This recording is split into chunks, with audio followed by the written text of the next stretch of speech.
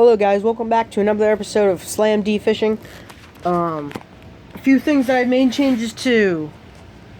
If you can notice, I've got some racks full of tackle and all my boards up here. Today what we're going to talk about is buzzbaits.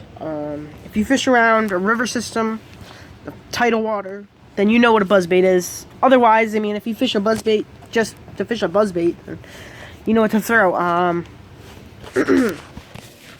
What I'd like to start with is, I like to throw mine on either a 7-foot to like a 6-7 medium heavy. I mean, if you want to, I'm sorry, let me rephrase that. A 6-7 to a 7-3 medium heavy. You know, not too long or not too short. I like either 15-pound monofilament or braid. Don't fish fluorocarbon. It won't matter. It's moving fast, and the last thing you want to do is break off from a strong fish that doesn't have enough stretch in the line to make that run, especially when it gets to the boat. No typical brand on a buzzbait that I like, really. I mean, I just, I don't know, but here's just a chartreuse buzzbait that I throw sometimes. I throw this in dirty water. Important thing on it is a stinger hook, and if you don't have the rubber pieces that usually come with stinger hooks, you can just steal straws from Dunkin' Donuts or McDonald's and just cut them. So just grab a handful of those, and I have a bunch of them. That's just a little tip. Instead of buying those plastic things to slide over hook, just do that with straws, and it works just fine, as you can see. The knot I like to tie is a Palomar with the braid or the monofilament. This just happens, for monofilament, I wouldn't go anything under 17-pound line because, I mean, there's a lot of big fish that comes on a buzzbait. This is Cajun line 12-pound, but if anybody knows what Cajun line is, Cajun line's like braid, and this is 12-pound Cajun line, so it's going to be really, really strong. And I just tied that wrong. I apologize. So, if you don't know how to tie a Palomar, if you give me some feedback, I can teach you how to tie it. I'll teach you how to tie a bunch of knots. So what you want to do is, if you're tying it to a buzzbait, just kind of make a loop. This is just fast, but if you want the slower instruction, then leave me a comment. You know, overhand knot, essentially. You know, bring it through.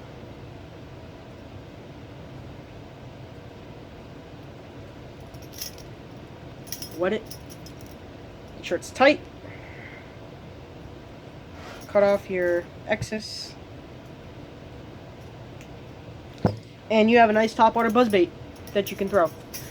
Reel, I like to throw a 7:1 gear ratio and up for a buzzbait because you really want a fast retrieve.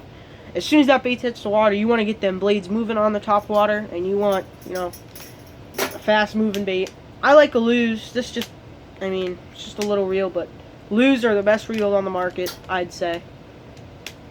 Just like a St. Croix rod, but if you get those set up, so for a rod, I'd like a St. Croix. Honestly, you don't need too much for buzzbaiting or topwater in general. Just to keep in mind, your topwater rod is not the same as a buzzbait rod. You want a stiffer rod for a buzzbait because you really want to jam those single hooks inside that fish's mouth, because compared to a spook or a popper, that thing doesn't have treble hooks. This is just 2 single hooks. Especially if you have a stinger, you really want to jam that hook in there. So, I believe this is a 6-9 since I broke the tip off. You want to just keep it simple. So if you were to get a rod, a good rod to start out with would be a St. Croix. I mean, this is just depending on price range. Good buzzbait rod would be a St. Croix Mojo Bass, I'd say. I have one, and it's really nice. 7-foot medium heavy would be good. And a reel would be, for a nice cheap reel, I'd go with either the laser, or the Lew's laser, or the Lew's LFS. Or if you want to step up, the brand new Mach 1 looks really nice. Or if you just buzzbait and you want to go all out, I'd go check out that Magnesium, the lightest, probably one of the lightest reels on the market, weighing in at 5.3 ounces.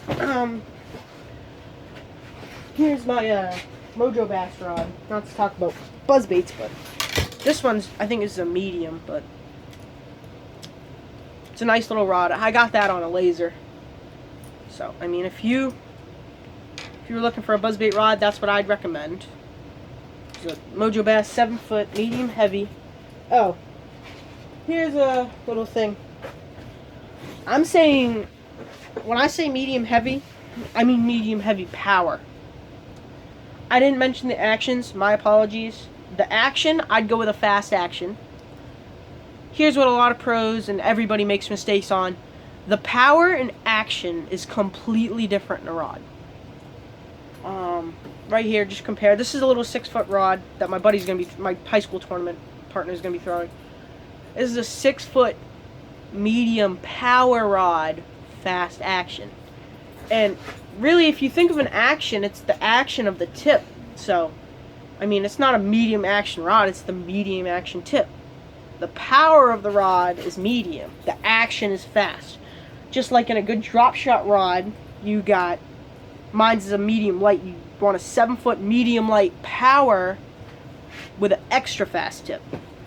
So just keep that in mind, that when I say power and action, that's completely different. So, thanks for watching another episode of Slamzy Fishing. And see you next episode. Please, please, please like, subscribe, leave me some comments. Catch you next time.